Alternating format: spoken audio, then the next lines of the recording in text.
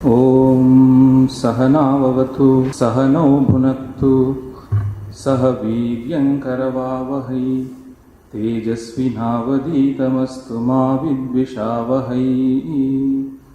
ॐ शान्ति शान्ति शान्तिः। हरिः ॐ। मूकं करोति वाचालं पङ्गुं लङ्घयते गिरिं यत्कृपातमहं वन्दे परमानन्दमाधवम्। ॐ स्थापकाय च धर्मस्य सर्वधर्मस्वरूपिणे अवतारवरिष्ठाय रामकृष्णाय ते नमः। மண்ணுலகும் விண்ணுலகும் வளர்ந்து நின்ற மாதவனே, கண்ணாரக் கண்டு கொள்ள காயம்தான் எடுத்தானே, புண்ணியங்கள் வளர்ப்பதற்கு புவியதனில் வந்தானே, எண்ணமிலா அருளுருவன் ராமகிருஷ்ணர் அடி போற்றி.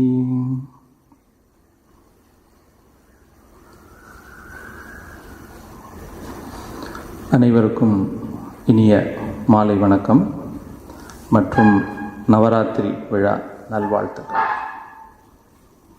நவராத்திரி விழா பாரங்கும் சிறப்பாக கொண்டாடப்பட்டு வருகிறது. நாளை முதல் நமது மடத்திலும் சிறப்பாக கொண்டாடப்பட உள்ளது.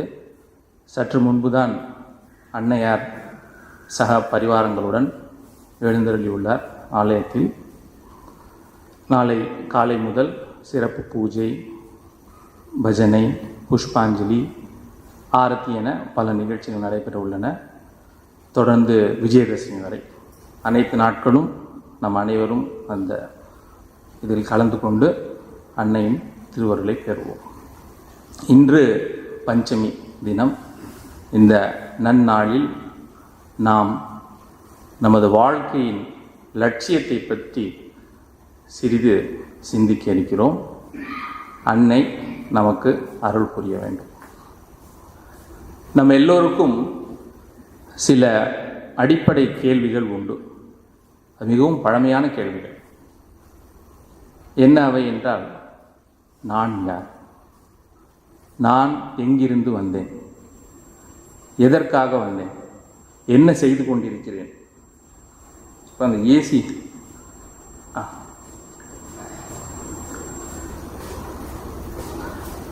எங்கு போக போகிறேன் இதற்கு பிறகு? இந்த கேள்விகள் நமது மனதில் அடிக்கடி வருவதுண்டு. ரொம்ப மெல்லிய குரலில் கேட்கும். அதுக்கு நாம் செவிமடுத்தால் நன்கே கேட்கும். இந்த கேள்விகளுக்கு பதிலை கண்டுகொள்ள முயல்பவர்கள் பாக்கியவான்கள், கண்டுகொண்டவர்கள் மகான்கள். நம் ஒவ்வொருவருக்கும் வாழ்க்கையில் ஒரு சில லட்சியங்கள் இருக்கும். முதலில் பள்ளிக்கு செல்ல வேண்டும், பிறகு கல்லூரி செல்ல வேண்டும், அதன் பிறகு ஒரு வேலைக்கு செல்ல வேண்டும், ஒரு மருத்துவராக, ஒரு பொறியாளராக, அல்லது ஒரு ஆட்சியாளராக, ஒரு ஆணையராக, ஒரு கலைத்துறையில் வித்வானாக, இப்படி பல லட்சியங்கள் நம் ஒவ்வொருவருக்கும் உண்டு. நாமும் அதை அடையவே செய்கிறோம். இப்பொழுது இந்த லட்சியங்களை அடைந்தவர்களிடம் சென்று, நீங்கள் ஒரு சிறந்த விஞ்ஞானியாக வர வேண்டும் என்று விரும்பினீர்கள். இன்று பார்ப்போற்றும் விஞ்ஞானி நீங்களே. இப்பொழுது நீங்கள் மன நிறைவுடன் இருக்கிறீர்களா, நிம்மதியாக இருக்கிறீர்களா என்று கேட்டால், இல்லை ஐயா அப்படின்பார். இன்னும் சாதிக்க வேண்டியது அநேகம் உள்ளது என்பார். அப்படியே ஒரு மருத்துவரிடம் சென்று, நீங்கள் ஒரு சிறந்த மருத்துவராக வேண்டும் என்று விரும்பினீர்கள். இப்பொழுது ஒரு சிறந்த மருத்துவராக இருக்கிறீர்கள். எல்லோரும் உங்களை சிறப்பாக மதிக்கிறார்கள். இப்பொழுது உங்களுக்கு மன நிறைவானதா, திருப்தியா என்று கேட்டால், இல்லை என்பார். ஏனென்றால் இன்னும் அதிகம் சாதிக்க வேண்டியது உள்ளது என்று சொல்வார்.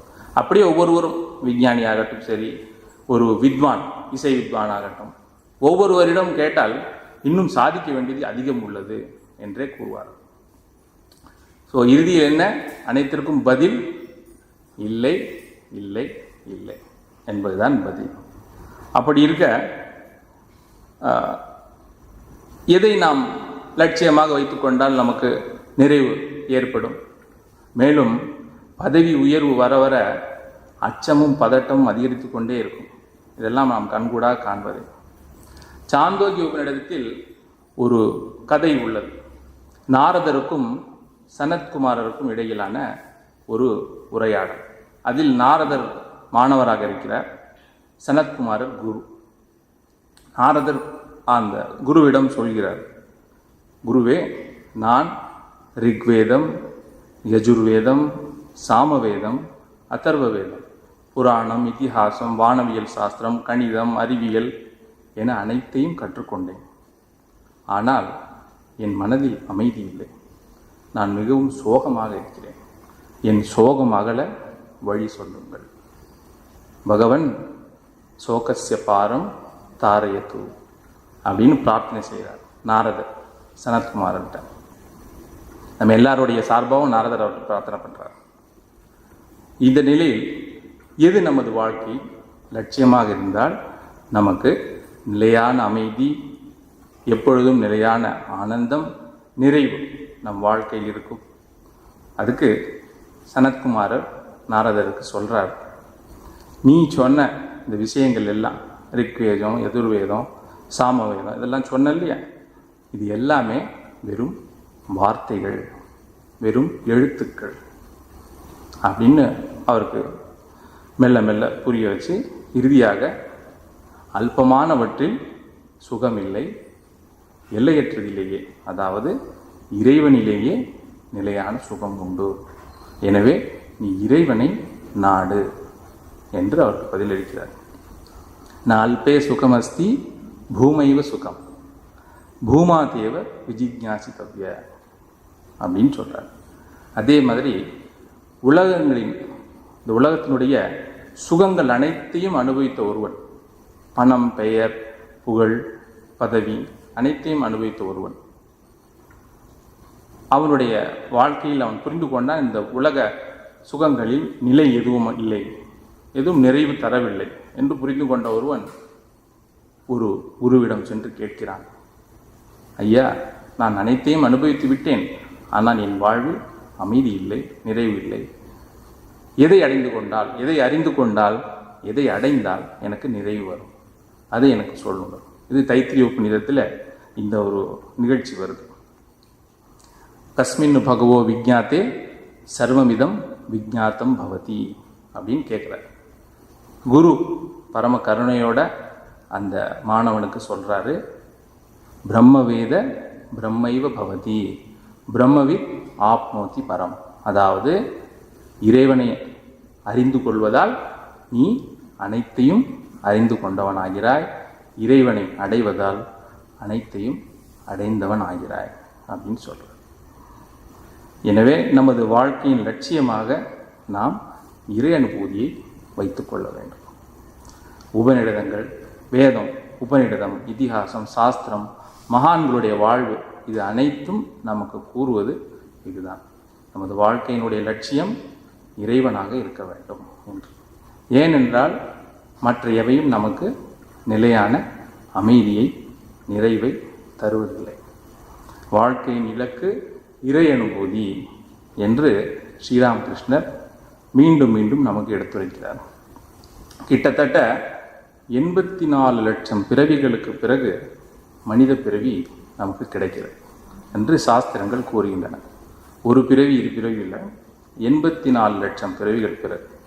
சிவபுராணத்தில் நீங்கள் படிச்சிருப்பீங்க, புல்லாகி பூடாய், புழுவாய் மரமாகி, பல்விருகமாகி, பறவையாய் பாம்பாகி, கல்லாய் மனிதராய், பேயாய் கணங்களாய், வல்லசுரராகி, முனிவராய் தேவராய் செல்லான் என்ற இத்தாவர சங்கமத்துள் எல்லா பிறப்பும் பிறந்து இளைத்தேன்.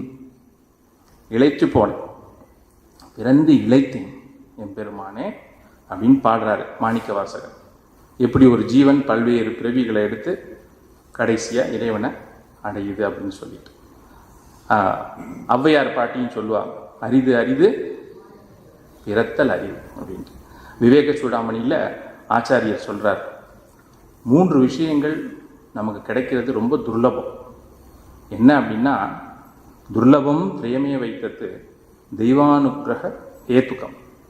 மனுஷ்யத்துவம் முமுக்ஷுத்வம் மகாபுருஷ சம்ஸ்ரய.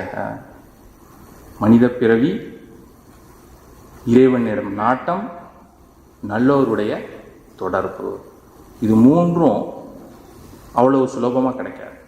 இறைவனுடைய அனுக்கிரகத்தால் தான் நமக்கு கிடைக்கும் அப்படின்னு சொல்கிறார். திருப்பயும் உபநிடதங்கள் வேதங்கள் எல்லாம் நமக்கு சொல்கிறது இந்த விஷயத்தை தான். எனவே நம்மளுடைய வாழ்க்கையின் இலக்கு இறைவனாக இருக்க வேண்டும். நீ தெய்வீகமானவன், இதை உணர்ந்து கொள். இதை உணர்ந்து கொள்வதால் உனது வாழ்க்கை முழுமையடையும்.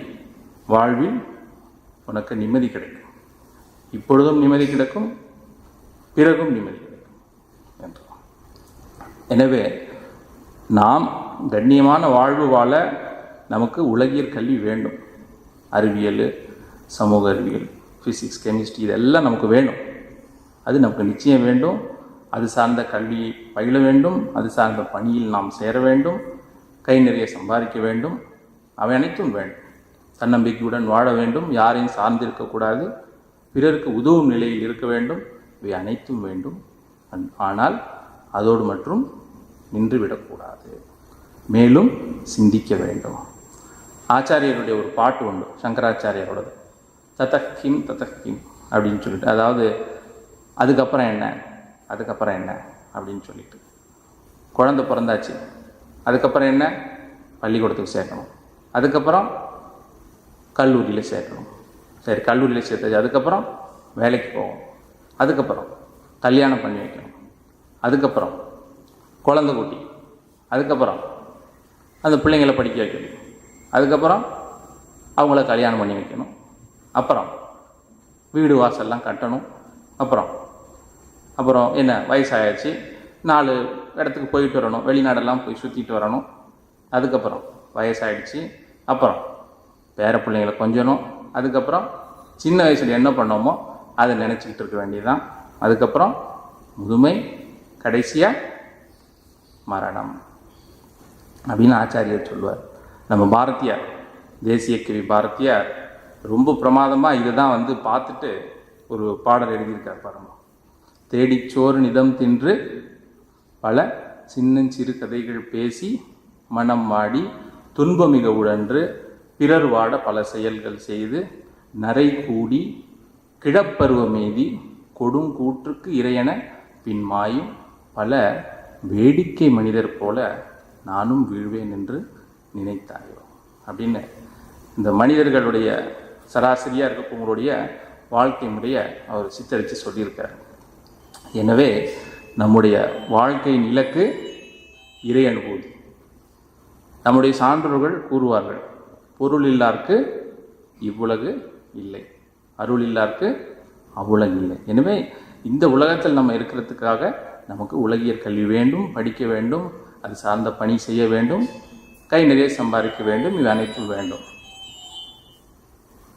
அதோடு சேர்த்து இறைவனையும் நாம் வணங்க வேண்டும், இறைவனை நாட வேண்டும். ஸ்ரீராமகிருஷ்ணர் சொல்லுவார், ஒரு கையில் இறைவனை பிடிச்சிக்கோங்க, இன்னொரு கையில் உங்களுடைய உலக கடமைகள் அனைத்தையும் செய்யுங்க. அந்த கடமைகள் முடிஞ்சதும் 2 கைகளாலையும் இறைவனை நீங்கள் பிடிச்சிக்கோங்க அப்படின்றார். சரி, இப்போ அதை பற்றி எதுக்கு சிந்திக்கணும், அதெல்லாம் வயசானதுக்கப்புறம் பார்த்துக்கலாமே, என்ன அவசரம் அப்படின்னா, 5 வளையாதது 50 வளையாது. நம்ம சின்ன வயசுலேயே அதற்கான முயற்சி செய்யலைன்னா வயசானதுக்கப்புறம் நம்ம மனசு ஒத்துழைக்காது. நீங்கள் பாருங்கள், உங்களை சுற்றி இருக்கவங்களை பாருங்கள், யார் சின்ன வயசுலேயே இறைவன்கிட்ட நாட்டம் கொள்ளாமல் அப்படியே உலகியல் போக்கில் இருந்தவங்களை பார்த்தீங்கன்னா, அவங்க முதுமை பருவத்தில் என்ன பண்ணிகிட்டு இருக்காங்கன்னா, சீட்டு விளையாடுவாங்க, இல்லை 4 பேர் சேர்ந்து அரசியல் பேசிகிட்டு இருப்பாங்க, இல்லை அவங்களுடைய சுயசரிதையை பேசிகிட்டு இருப்பாங்க. நான் அதை செஞ்சேன், நான் இதை செஞ்சேன், இப்படி செஞ்சேன் அப்படின்ட்டு. சாமி கும்பிடுறதுன்றது 10ஓட 11 அப்படி தான் இருக்கும். ஆனால் யார் சின்ன வயசுலேயே இறைவனை வணங்கிறது, அவர் புகழ் பாடுறது, அந்த மாதிரியான ஒரு ஈடுபாடோடு இருந்தவங்க முதுமையிலையும் இறைவனை தான் நாடுவாங்க. என்ன சரி, இப்போது அப்படின்னா இப்போ எங்களுக்கு வயசான காலத்தில் தான் எங்களுக்கு இந்த ஒரு யோசனையே வந்திருக்கு. அப்போ எங்களுக்கு ஒன்றும் வழி கிடையாது அப்படின்னா, ஆன்மாவுக்கு வயது கிடையாது, உடலுக்கு வயது உண்டு. எனவே இறைவனை நம்ம நாடுறதுக்கு எந்த ஒரு கால நேரம், எந்த ஒரு இதுவும் கட்டுப்பாடு கிடையாது. எப்போ வேணாலும் இறைவனை நம்ம அணுகலாம். நமக்கு முதுமையில் தான் இறைவன் நாடணுன்ற ஒரு வாய்ப்பு கிடைச்சிருக்கு அப்படின்னா உடனே இறைவன்கிட்ட நம்ம பக்தி செலுத்த வேண்டியதான், அன்பு செலுத்த வேண்டியதான்.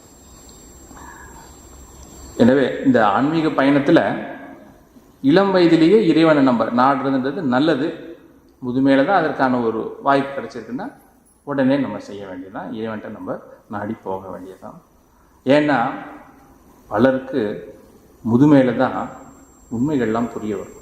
சின்ன வயசில் புரியாது, ரொம்ப சுறுசுறுப்பாக துடிப்பாக இருப்போம், அப்போ உண்மைகள் புரியாது. வயசு ஆக ஆக தான் தனிமை, இழப்பு, ஒரு பயம், நமக்கு யாரும் இல்லையே அப்படின்ற அந்த உணர்வுகள்லாம் அப்போ தான் மனசில் மலரும். அதனால் அப்போ இயல்பாகவே மனசு இறைவனை நாடி இருக்கும். அதனால் அது ஒன்றும் தப்பும் கிடையாது. முதுமையிலையும் இறைவனை அடையலாம். ஸ்ரீராமகிருஷ்ணன் திரும்ப திரும்ப சொல்லுவார், வேண்டியது என்னென்னா நமக்கு மன ஏக்கம், உண்மையான பக்தி, அது இருந்தால் எந்த வயசில் இருந்தாலும் நம்ம இறைவனை நம்ம அடையலாம் அப்படின்னு சொல்லிட்டு ஸ்ரீராமகிருஷ்ணன் சொல்வார். சரி, இப்போது இறை அனுபூதியை நம்ம வாழ்க்கையினுடைய லட்சியமாக வச்சுக்கணும் அப்படின்னு நினைக்கும்போது பல சோதனைகள் உண்டு. அகத்திலையும் சரி, புறத்திலையும் சரி, என்னென்ன கவர்ச்சிகள், என்னென்ன ஆர்ப்பாட்டங்கள், என்னென்ன ஆர்ப்பரிப்புகள், இவை எல்லாத்துக்கும் மத்தியில் இருந்துக்கிட்டு இறைவனை நம்ம நாடணும் அப்படின்னா அது ஒரு பெரிய சாதனை தான். ஸ்ரீராமகிருஷ்ணன் சொல்லுவார், இறை அனுபூதிக்காக நம்ம எதையும் துறக்க வேண்டிய அவசியம் இல்லை, மனதில் துறவு, அதுதான் சொல்லுவார். வெறும் துறவி ஆகிறதுன்றது அவ்வளோ சுலபமும் கிடையாது. அதனால் யார் யார் எந்தெந்த நிலையில் இருக்கோமோ அந்தந்த நிலையிலே இருந்து இறைவனை நம்ம வழிபட்டுட்டு வரணும். வேடிக்கையாக சொல்லுவார், அம்புலி மாமா நம்ம எல்லாருக்கும் மாமா தான் இல்லையா? அதனால் பகவான் எல்லாருக்கும், குழந்தைக்கும் பகவான் பகவான் தான், பெரியவங்களுக்கும் பகவான் பகவான் தான், எல்லாருக்கும் பகவான் தான் அப்படின்னு சொல்லிட்டு ஸ்ரீராமகிருஷ்ணன் சொல்லுவார். சரி, இப்போ நம்ம வாழ்க்கையுடைய லட்சியம் இறைவன், அவன் அடையிறது தான் வாழ்க்கையின் லட்சியம் அப்படின்னு நம்ம யோசனை பண்ணுறோம் அப்படின்னு வச்சுக்குவோம். ஒரு தீர்மானம் எடுக்கிறோன்னு வச்சுக்குவோம். இப்போ என்ன செய்யணும், எப்படி இறைவனை நம்ம அடையிறது அப்படின்னா, இப்போ இந்த பாப்பா உட்காந்துருக்கு. இந்த பாப்பா ஒரு டாக்டர் ஆகணும்னு விருப்பப்படுது. அப்படின்னா என்ன செய்யணும்? ஸ்கூலுக்கு போகணும், 12வது வரைக்கும் படிக்கணும், 12வது சயின்ஸ் சப்ஜெக்ட் இருக்கணும், மேத்ஸ் அண்ட் சயின்ஸ் இருக்கணும். அது முடித்ததும் மெடிக்கலுக்கான என்ட்ரன்ஸ் எக்ஸாம் எழுதணும். எழுதி முடித்ததும் ஒரு நல்ல மெடிக்கல் காலேஜில் போய் ஜாயின் பண்ணணும். அப்புறம் 4-5 வருஷம், 6 வருஷமாக மெடிக்கல், 5 வருஷம் படிக்கணும், அப்புறம் 6 மாதமும் 1 வருஷமும் ப்ராக்டிஸ் பண்ணணும். அப்புறம் டாக்டர்னு சொல்லுவாங்க. அதுக்கப்புறம் ஒரு 10-15 வருஷம் அனுபவம் ஆனதுக்கப்புறம் தான் இவங்க ஒரு சிறந்த மருத்துவர் அப்படின்னு சொல்லுவாங்க. அதே மாதிரி தான் இது. இந்த பாப்பா இப்போ டாக்டர் ஆகணுன்றத லட்சியமாக வச்சுக்கிட்டா இதெல்லாம் செய்யணும் இல்லைங்களா? அப்போ தான் டாக்டர் ஆக முடியும். அதே மாதிரி நம்ம வாழ்க்கையில் இறைவனை நம்ம லட்சியமாக வச்சுக்கிட்டோம்னா நம்ம அதுக்கும் சில செயல்கள் செய்யணும். என்ன செய்யணும்? இறைவன்கிட்ட பிரார்த்தனை செய்யணும். இறைவன் எழுந்தருளில் இருக்கக்கூடிய இடங்களுக்கு, ஆலயங்களுக்கு நம்ம போகணும். இறைவன் மேலே நாட்டம் உள்ளவர்களை நம்ம சந்திக்கணும். அவங்கக்கிட்ட இறைவனை பற்றி பேசணும். இறைவனை அடைவதற்கான வழியை கேட்டு தெரிஞ்சுக்கணும். அவங்க இருக்கும் பகுதிகளுக்கு போகணும். எல்லாத்துக்கும் மேலே மனசில் ஏக்கம் வரும். நமக்கு இறைவன் வேணும், அவர் இல்லைன்னா நமக்கு ஒன்றும் கிடையாதுன்ற ஏக்கம் மனசில் வரும். இப்படி நம்ம பண்ணோம் அப்படின்னா என்ன ஆகும்? அப்போ நமக்கு இறைவனை அடையிறதுக்கான வழிகள் என்னன்றது தெரியும். அவர்கிட்ட பிரார்த்தனை செய்வோம், அவருடைய அருளை வேண்டி பிரார்த்திப்போம், அவருடைய புகழை பாடுவோம், அவரை பற்றி எங்கெல்லாம் பேசுகிறாங்களோ அங்கெல்லாம் போவோம், அவரை பற்றின புஸ்தகங்கள்லாம் படிப்போம். சாஸ்திரங்கள்லாம் சொல்கிறத படிப்போம். அப்படி நம்ம வந்து குருக்கிட்ட போவோம். மெல்ல மெல்ல ஒரு குருநாதரை நாடி போவோம். குருநாதருடைய உபதேசத்தை கேட்போம். அவர் சொல்கிறத செய்வோம். அப்படி நம்ம மெல்ல மெல்ல வளர்ச்சி அடைவோம். எப்படி ஒரு ஆரம்ப பள்ளியிலேருந்து பள்ளிக்கூடம், பள்ளிக்கூடத்துலேருந்து கல்லூரி, கல்லூரியிலேருந்து மருத்துவராகி ஒரு சிறந்த மருத்துவராக. இந்த மாதிரி நம்ம மருத்துவர் லட்சியம் வச்சுக்கிட்டதுக்காக அந்த மாதிரி இப்போ இறைவனை லட்சியம் வச்சோம்னா இந்த மாதிரி நம்ம இறைவனை நம்ம நாடும். இப்படி மெல்ல மெல்ல இறைவனை நம்ம சிந்திச்சு வர வர என்ன ஆகும்னா நமக்கு அதில் நிறைய பயன்கள் இருக்கும். சாஸ்திரத்தில் சொல்லுவாங்க, வித்யத்தே ஹிருதய கிரந்தி சித்தியந்தே சர்வசம்சயாக க்ஷீயந்தே சாஸ்ய கர்மாணி தஸ்மின் திருஷ்டே பராவரே. இறைவனை நம்ம நெருங்க நெருங்க நம்ம மனசில் இருக்கக்கூடிய முடிச்சுக்கள்லாம் மெல்ல மெல்ல முடிச்சுக்கள் அகலும். நம்ம மனசில் இருக்கக்கூடிய பயம் அகலும், அச்சம் அகலும், சந்தேகம் அகலும். நம்மளை பற்றி இருக்கக்கூடிய கர்மங்கள் எல்லாமும் அகன்றுடும். முழுமையாக இறைவனை அறிஞ்சு கொண்டவனுக்கு இது எல்லாமே அகன்றும். அவனை நெருங்க நெருங்க கொஞ்சம் கொஞ்சமாக இது அகல ஆரம்பிக்கும் அப்படின்னு சொல்கிறாங்க. இப்போது ஒரு வேக வச்ச காய்கறியை பாருங்க, அது பார்க்குறதுக்கு அதே மாதிரியே தான் இருக்கும். வெளியே அதே கத்திரிக்காய் தான், அதே முருங்கைக்காய் தான். ஆனால் அது கையில் எடுத்து பாருங்க, முன்ன மாதிரி ஒரு கரடு முரடாக இருக்காது, ரொம்ப மென்மையாயிருக்கும். அந்த மாதிரி இறைவனை நம்ம வணங்க வணங்க நம்மளும் மென்மையாயிருக்கும் மெல்ல மெல்ல. சரி, அப்போது சாரதாமா சொல்லுவாங்க, நீ என்ன இறை அனுபூதியை அடைஞ்சதுக்கப்புறம் என்ன 2 கொம்பா முளைச்சிடும் அப்படின்னா, கொம்பு முளைக்காது. நம்ம உலகத்தை அணுகக்கூடிய அணுகுமுறை மாறிடும். எல்லாரையும் நம்மவராக பார்ப்போம், எல்லாருக்குள்ளேயும் இறைவனை பார்ப்போம். அதுதான் ஆன்மீக வளர்ச்சி அப்படின்னு சாரதாமா சொல்லுவாங்க. மேலும் இன்னும் பயன்கள் நிறைய உண்டு. இன்னும் பயன்கள்னால் நம்ம உறவு முறைகள்லாம் மேம்படும். உறவு முறைகள் மேம்படும். நான் எனது அப்படின்னு நான் பிடிச்சி வச்சுட்ருக்கோம் இல்லையா, அதெல்லாம் என்னோடது கிடையாது, இறைவனோடது அப்படின்ற எண்ணம் நமக்கு மெல்ல வரும். வாழ்க்கையில் வரக்கூடிய இன்ப துன்பங்கள் எல்லாத்தையும் சமமாக பார்க்கக்கூடிய ஒரு பக்குவம் வரும். இதெல்லாம் மெல்ல மெல்ல எவ்வளோ முன்னேறணுமோ இறைவன்கிட்ட அந்த அளவுக்கு நமக்கு மனசில் அந்த அளவு பக்குவம் நமக்கு மெல்ல மெல்ல வரும். என்னுடைய மனைவி, என்னுடைய கணவன், என்னுடைய பிள்ளைகள், என்னுடைய சொத்து அப்படின்றதெல்லாம் மெல்ல மாறி எல்லாமே இறைவனுடையது அப்படின்ற எண்ணம் இயல்பாகவே வரும். நம்ம புகுத்த வேண்டியதில்லை. கிழக்கு நோக்கி போனால் மேற்கு தானாகவே விலகி போயிடும். ஸ்ரீராமகிருஷ்ணர் சொல்லுவார் இல்லையா, கிழக்கு நோக்கி நீங்கள் போங்க, நான் மேற்கு விடணும்னு நினைக்க வேண்டிய அவசியம் கிடையாது. கிழக்கு நோக்கி போனால் மேற்கு தானாக போயிடும். இறைவனை நம்ம நாட நாட இந்த எண்ணங்கள்லாம் இயல்பாக நம்ம மனசில் வர ஆரம்பிக்கும். அது ஒரு திடமாக இருக்கும் மனசு. அதே மாதிரி ராமகிருஷ்ணர் சொல்லுவாலே ஒரு உதாரணம், பணக்கார வீட்டு வேலைக்காரி உதாரணம்னு சொல்லுவார். பணக்கார வீட்டில் வேலை செய்கிற அம்மா என்ன செய்யும், எல்லா வேலையும் செய்யும் அந்த வீட்டில். அந்த வீட்டில் குழந்தைங்கள்லாம் எடுத்து இது என்னோட ஹரி, என்னோட பிரியா, என்னோட குழந்தை, என்னோட சொந்தக்காரங்கள்லாம் சொல்லும். ஆனால் அந்த அம்மாவோட மனசில் இவங்க யாரும் என்னோடவங்க இல்லை அப்படின்னு தெரியும் அந்த அம்மாவுக்கு. ஏன்னா நாளைக்கு அந்த வீட்டுக்காரங்க உனக்கு வேலை இல்லைம்மா போமான்னு சொல்லிட்டாங்கன்னா அதுக்கப்புறம் அங்கே ஒன்றுமே இல்லை இல்லையா அந்த அம்மாவுக்கு. அதனால் அந்த அம்மாவுக்கு தெரியும். அதே மாதிரி இந்த உலகத்துலேயும் நம்ம வந்து யாரும் நமக்கு சொந்தம் இல்லை, பகவான் மட்டும்தான் நமக்கு சொந்தம். நமக்கு இன்றைக்கி இருக்கக்கூடிய சொந்தங்கள் எல்லாரும் பகவான் மூலமாக நமக்கு சொந்தம் அப்படின்ற உணர்வு இயல்பாக நமக்கு வரும்.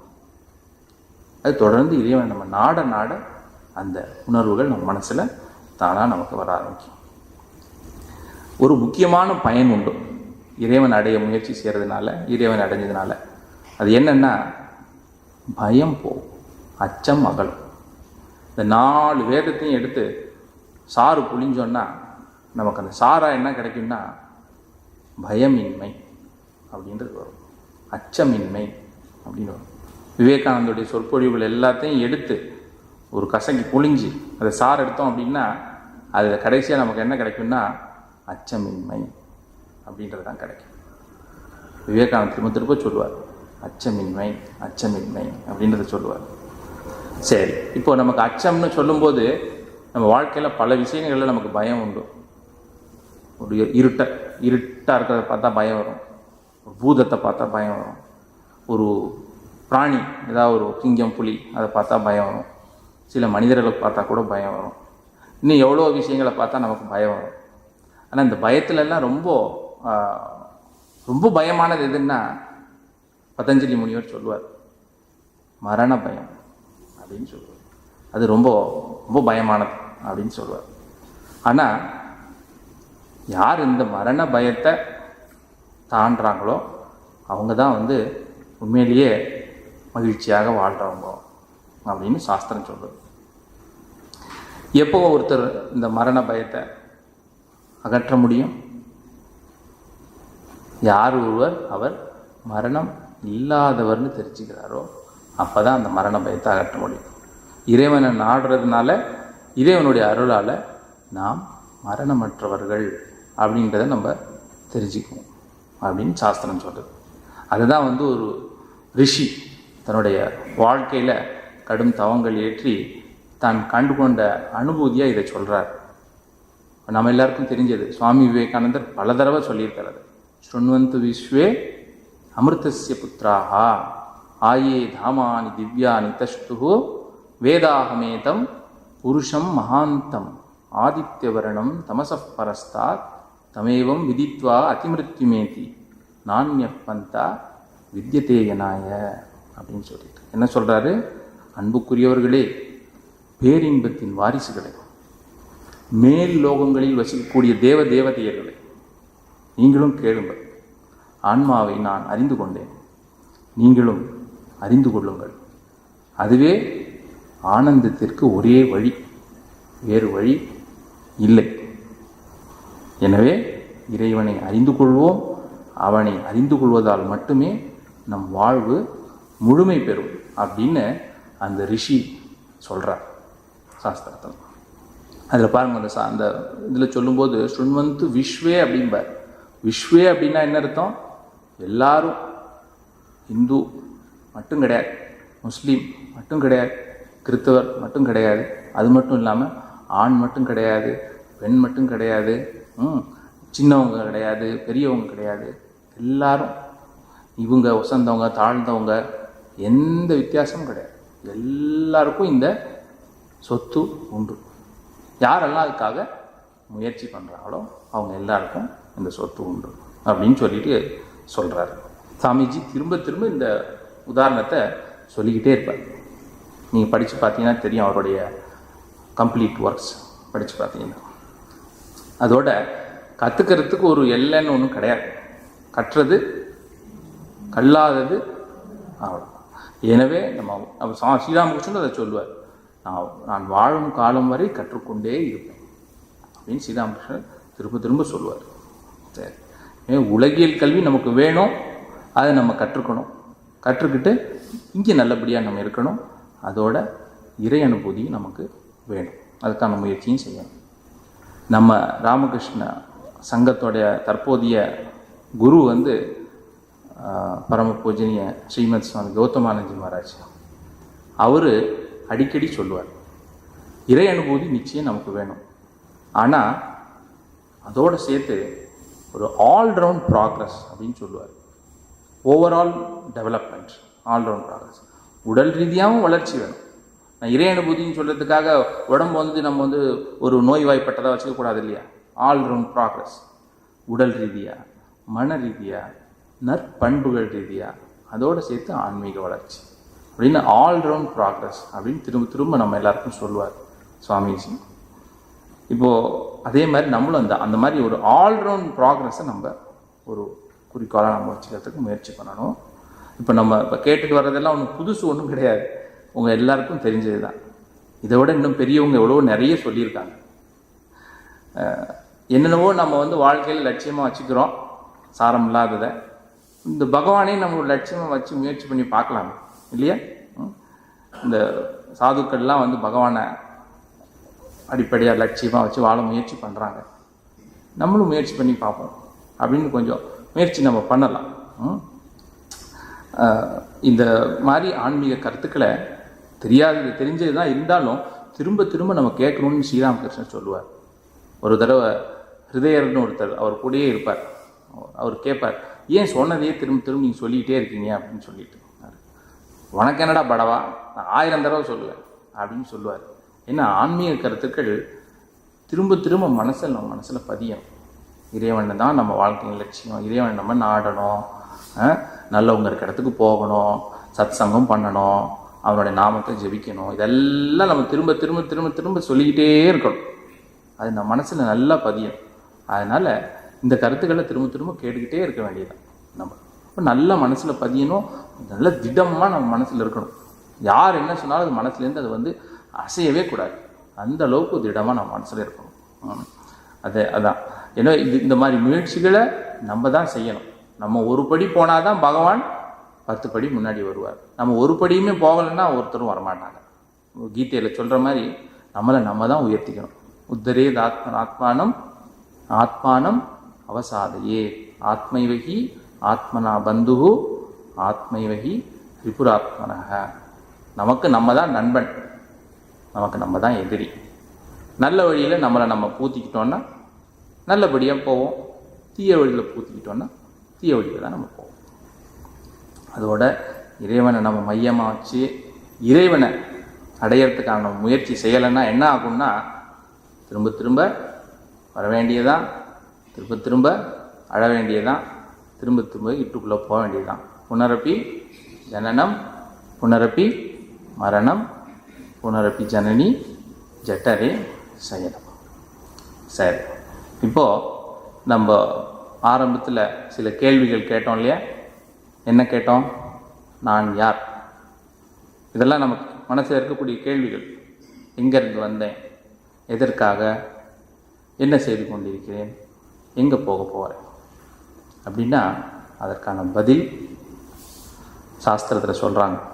தைத்திரிய உபநிஷத்தில் யதோவா இமானி பூதானி ஜாயந்தே ஏன ஜாத்தானி ஜீவந்தி யத் பிரயந்தி அபிசம்விசந்தி தத் விஜிக்ஞாசஸ்வ தத் பிரம்ம இது அப்படின்னு.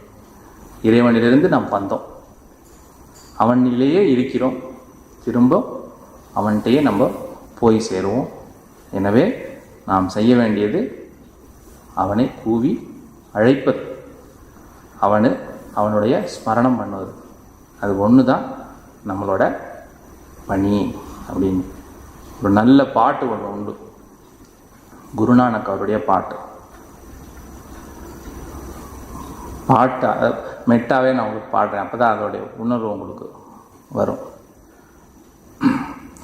ராம சுமீர் ராம சுமீர் ராம சுமீர் ராம ஹை, ராம சுமீர் ராம சுமீர் ராம சுமீர் ராம ஹை, राम सुमीर राम सुमीर यही तेरो काम है। राम सुमीर यही तेरो काम है। राम सुमीर राम सुमीर राम है ராம. இது குருநானக் அவர்கள் இந்த பாடலை பாடுவார். அதாவது நம்ம எல்லாருடைய ஒரே பணி இறைவனுடைய ஸ்மரணம் தான். இறை ஸ்மரணம் பண்ணிக்கிட்டே இருக்க வேண்டியதுதான். சுவாமிஜி 4 வழி சொல்லியிருக்கார் இறைவனை ஸ்மரணம் பண்ணுறதுக்கு. எப்படி? அவருடைய புகழ் பாடுறது, அவருடைய நாமத்தை ஜபிப்பது, அவரை பற்றி பேசுறது, அவரை பற்றி பேசுகிறத கேட்குறது. இப்படியா இறைவனை நம்ம ஸ்மரணம் பண்ணலாம். அதாவது பக்தி யோக வழியில் இறைவனை ஸ்மரணம் பண்ணலாம். அடுத்தது அவருடைய பணி செய்கிறது மூலமாக அவரை ஸ்மரணம் பண்ணலாம். கர்மயோக வழியில் மனசை கட்டுப்படுத்துறது, புலன்களை கட்டுப்படுத்துறது, அவரை தியானிக்கிறது, இது மூலமாக அவரை ஸ்மரணம் பண்ணலாம். அதாவது ராஜயோக வழியில் சிரவணம் மனனம் நிதித்தியாசனம் சொல்லிட்டு ஞான நெறியிலையும் இறைவனுடைய ஸ்மரணத்தில் இருக்கலாம். இதில் ஒன்றோ ரெண்டோ இல்லை எல்லாமோ எதை வேணாலும் எடுத்துக்கிட்டு நீங்கள் இறைவனை எப்படி நம்ம கண்டுகொள்கிறது அப்படின்னு முயற்சி பண்ணுங்க அப்படின்னு விவேகானந்தர் திரும்ப திரும்ப நமக்கு சொல்கிறாரு. ஆனால் ஒருபோதும் நம்ம உற்சாகத்தை விடக்கூடாது. ரொம்ப முக்கியமான சமாச்சாரம். விவேகானந்தர் திரும்ப திரும்ப சொல்கிறார், நான் சாமி கும்பிடுறேன், நான் ஜப தியானம்லாம் பண்ணுறேன்னு மூஞ்சி தொங்க போட்டுக்கிட்டு இருக்கக்கூடாது. சாமிஜி திரும்ப திரும்ப சொல்கிறார், மூஞ்சி தொங்க போட்டுட்டு இருந்தால் வீட்டை விட்டு நீ வெளியே வராது அப்படின்னு சொல்லிட்டு அதற்கே சொல்லுவார் சுவாமி விவேகானந்தர். அது ஒரு பக்கம் இருக்குது. ஆனால் இன்னொரு பக்கம் அவருக்கு என்னென்னா, பகவானுக்காக யார் கண்ணீர் மல்கிறாங்களோ அவங்க ரொம்ப புண்ணியம் பண்ணோம். எதுக்கோ நம்ம கண்ணீர் மல்கிறோம் இல்லைங்களா? சுவாமி ராமகிருஷ்ணர் திரும்ப திரும்ப சொல்லுவார், எதுக்கோ மல்கிறோம், பகவானுக்காக கண்ணீர் மல்கிறது பெரிய பாக்கியம். அது அவனுடைய அனுகிரகத்தால் தான் அவனுக்காக நம்ம கண்ணீர் மல்கிறதுக்கு ஒரு வாய்ப்பு கிடைச்சிருக்கு. சசி மகாராஜ் சொல்லுவார், சிரிச்சுக்கிட்டே பகவான் அடைஞ்சவங்க ஒருத்தரும் கிடையாது அப்படின்னு சொல்லுவார். சிரிச்சுக்கிட்டே யாரும் பகவான் அடைய முடியாது அப்படின்னு சொல்லுவார். சரி, இப்போது நம்ம நிறைவாக நம்ம பேசின இந்த கருத்துக்களுடைய சுருக்கம் என்னன்னு பார்த்தீங்கன்னா, நம்மளுடைய வாழ்க்கைக்கு ஒரு லட்சியம் வேண்டும். அது நமக்கு நிலையான அமைதியை தரணும், ஆனந்தத்தை தரணும். அந்த லட்சியம் இறை அனுபூதி தான். அந்த லட்சியம் எந்த நிலையிலையும் சரி, எந்த வயசுலையும் சரி நம்ம இறைவனை நாடலாம். முக்கியமாக நமக்கு வேண்டியது மன ஏக்கம், உண்மையான பக்தி. அதுதான் ஆன்மீக கதவுக்கான திறவுகோல். அதோடு மட்டும் இல்லாமல் நம்ம ஒட்டுமொத்த வளர்ச்சி, நமக்கு ஆன்மீக வளர்ச்சியோடு சேர்த்து உடல் ரீதியாகவும் ஆரோக்கியமாகவும் இருக்கணும், மனசுலையும் எப்பயும் நிறைவு இருக்கணும், நற்பண்புகளையும் நம்ம வளர்த்துக்கணும். இது எல்லாத்தையும் சேர்த்த ஒட்டுமொத்த வளர்ச்சி நமக்கு வேணும் அப்படின்னு நம்ம இதை நிறைவு பண்ணுவோம். துர்கா அன்னை துர்கை, பகவான் ஸ்ரீராமகிருஷ்ணர், தூய அன்னை சாரதா தேவி, சுவாமி விவேகானந்தர் எல்லாரும் இந்த நல்ல நாளில் நமக்கு அனுகிரகம் செய்யட்டும். அவங்களுடைய திருவடியில் நமக்கு பக்தியை தரட்டும், அவங்களுடைய தரிசனத்தை நமக்கு தரட்டும். நம்ம வாழ்கிற காலம் முழுசும் அவங்களுடைய திருவடியை பற்றி அவங்கள நினச்சிக்கிட்டே வாழ்கிறதுக்கான அருள் அவங்க நமக்கு புரியணும். இன்னும் ஒரு 4-5 நிமிஷம் இருக்குது. நம்ம வாழ்க்கையினுடைய லட்சியம் இறை அனுபூதி அப்படின்னு நம்ம பேசணும். நம்ம எல்லாரும் இறைவனுடைய குழந்தைகள் அப்படின்னு நம்ம பேசணும். 2-3 நிமிஷம் நம்ம அப்படியே இறைவனை நம்ம சிந்திப்போம், தியானிப்போம். அப்படியே உட்கார்ந்த நிலையிலேயே கையில் ஏதாவது பொருள் இருந்தால் அதெல்லாம் சைடில் வச்சுருங்கோ, மெல்ல கண்ணை மூடுங்கோ. 2 நிமிஷம் நம்ம பகவானை சிந்திப்போம். நான் சொல்கிறேன், அதை அப்படியே நீங்கள் கேளுங்க, அப்புறம் நம்ம நிறைவு செய்யலாம். ஓம்காரன்னு சொல்கிறேன், சொல்ல சொல்ல திரும்ப சொல்லுங்கள். 2-3 தடவை சொல்கிறேன். அதுக்கப்புறம் நம்ம ஃபர்தராக ப்ரொசீட் பண்ணுவோம். எல்லாம் ரிலாக்ஸாக உட்காந்துக்கோங்க. ஓ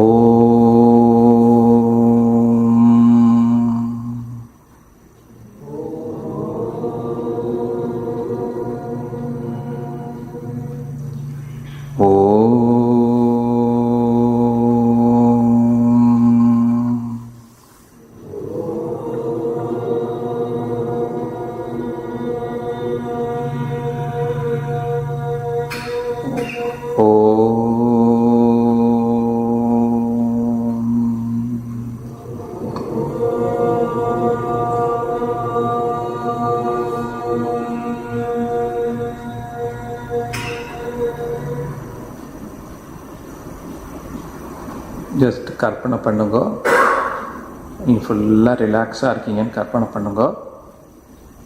எல்லோரும் நல்லா இருக்கணும்னு பிரார்த்தனை பண்ணுங்க. எல்லா திசையிலையும் அந்த நல்ல எண்ணத்தை பரப்புங்க. எல்லோரும் நல்லா இருக்கணும், சந்தோஷமாக இருக்கணும், ஆனந்தமாக இருக்கணும் அப்படின்ட்டு உங்களுடைய கவனத்தை உங்களுடைய இதயத்துக்கிட்ட செலுத்துங்க. அங்கே ஒரு நல்ல மலர்ந்த தாமரை இருக்கிறதா நினைங்க.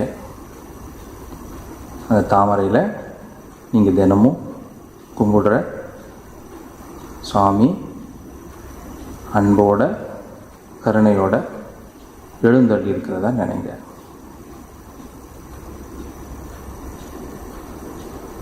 நீங்களும் அவர் முன்னாடி ஒரு குழந்தையா அமர்ந்திருக்கிறத பாவனை பண்ணுங்க.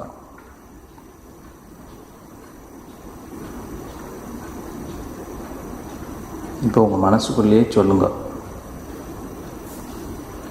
நான் உடல் இல்லை. மனசுக்குள்ளேயே சொல்லுங்க, நான் உடல் இல்லை. எப்பொழுதும் சஞ்சலப்பட்டு கொண்டிருக்கக்கூடிய மனமும் நான் இல்லை. எப்பொழுதும் கணக்கு போட்டுட்டு இருக்கக்கூடிய புத்தியும் நான் இல்லை. நான் ஆனந்தமே வடிவான ஆன்மா.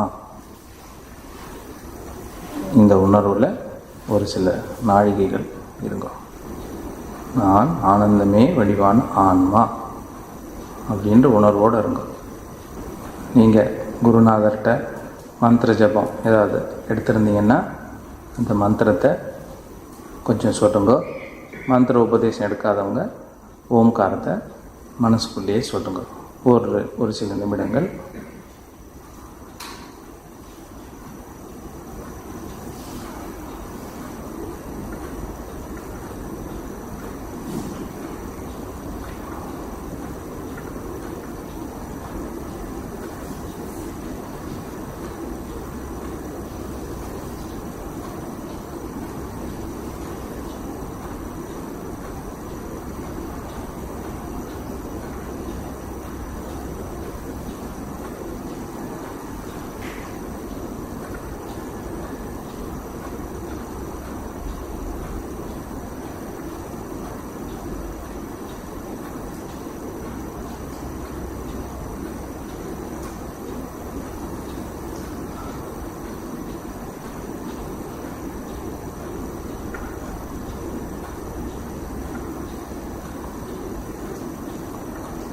இப்போ கற்பனை பண்ணுங்க, உங்கள் கை நிறைய மலர்கள் இருக்கிறதா நினைங்க. அந்த மலர்களை உங்கள் முன்னாடி இருக்கக்கூடிய பகவானுடைய திருவடியில் சமர்ப்பிங்க. அவருக்கு நன்றி சொல்லுங்க. அவர்கிட்ட பிரார்த்தனை பண்ணுங்க. சுவாமி, நாங்கள் நல்ல கருத்துக்கள்லாம் கேட்டுட்டு வரோம். அது எங்கள் மனசில் நல்லா பதியணும். தண்ணியில் போட்ட கோடு மாதிரி இல்லாமல் கல்லில் எழுதின கல்வெட்டு மாதிரி பதியணும். நாங்கள் உன்னை ஆதாரமாக வச்சு வாழணும். அதுக்கு நீ தான் அனுகிரகம் பண்ணணும் அப்படின்னு பிரார்த்தனை பண்ணுங்க. திரும்பியும் எல்லாரும் நல்லா இருக்கட்டும், எல்லாரும் சந்தோஷமாக இருக்கட்டும், எல்லாரும் ஆனந்தமாக இருக்கட்டும் அப்படின்னு பிரார்த்தனை பண்ணுங்க.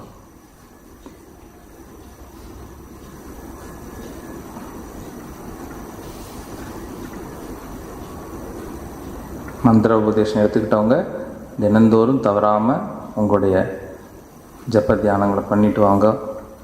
மந்திர உபதேசம் எடுக்காதவங்க நம்ம இப்போ பேசின மாதிரி கோயிலுக்கு போங்க, பிரார்த்தனை பண்ணுங்க, நல்லவரை பாருங்க, அவங்கள்ட்ட உரையாடுங்க. நீங்களும் மேலே மேலே முன்னேறுங்க. எல்லோரும் மெல்ல உங்களுடைய கண்களை திறக்கலாம். அனைவருக்கும் நன்றி. திருமூவரும் அன்னை துர்கையும் நமக்கு அனுகிரகம் பண்ணட்டும். ஓம் அசதோமா சத்கமய தமசோமா ஜோதிர்கமய மிருத்யோர்மா அமிர்தங்கமய. ஓம் சாந்தி சாந்தி சாந்தி. ஹரிஹி ஓம் தத்சத். ஸ்ரீராமகிருஷ்ணா அர்ப்பணமஸ்து. ஜெய் ஸ்ரீ குரு महाराज की जय. जय श्री महामाई की जय. जय श्री स्वामी जी महाराज की जय. जय श्री श्री दुर्गा माई की जय. நன்றி.